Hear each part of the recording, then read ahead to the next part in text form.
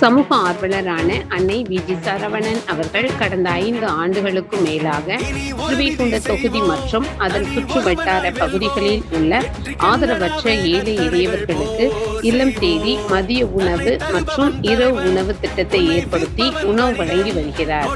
இந்நிலையில் தமிழக வெற்றிக் கழகத்தின் ஐம்பெரும் கொள்கை தலைவர்களுள் ஒருவரான சமூக ஆர்வலர் அஞ்சலையம்மாளை கொள்கை தலைவராக அறிவித்ததன் ஏற்பால் தமிழக வெற்றிக் கழகத்துடன் இணைந்து தமிழக வெற்றிக் கழக தலைவர் தளபதி திரு விஜய் அவர்களின் ஆசியுடன் கழக பொதுச் செயலாளர் அண்ணன் புசியன் ஆனந்த் அவர்களின் வழிகாட்டுதலின்படியும் 28/4/2026 அன்று 1384வது நாளாக ஏதன், உண்டியலூர், ஸ்ரீவைகுண்டம், கோட்டைக்காடு, சிறுதொண்டநல்லூர் மற்றும் கீழமங்கலக்குறிச்சி அதன் சுற்று வட்டார பகுதிகளில் உள்ள 163 ஆதரவற்ற ஏழை எளியவர்களுக்கு தமிழக வெற்றிக் கழகம் தூத்துக்குடி மேற்கு மாவட்டம் ஜனநாயகனின் தீவிர ரசிகர் சமூக ஆர்வலர் அன்னை வி.ஜி. சரவணன் அவர்களின் சார்பில் மதிய உணவாக முட்டையுடன் கூடிய சாம்பார் சாப்பாடு வழங்கப்பட்டது.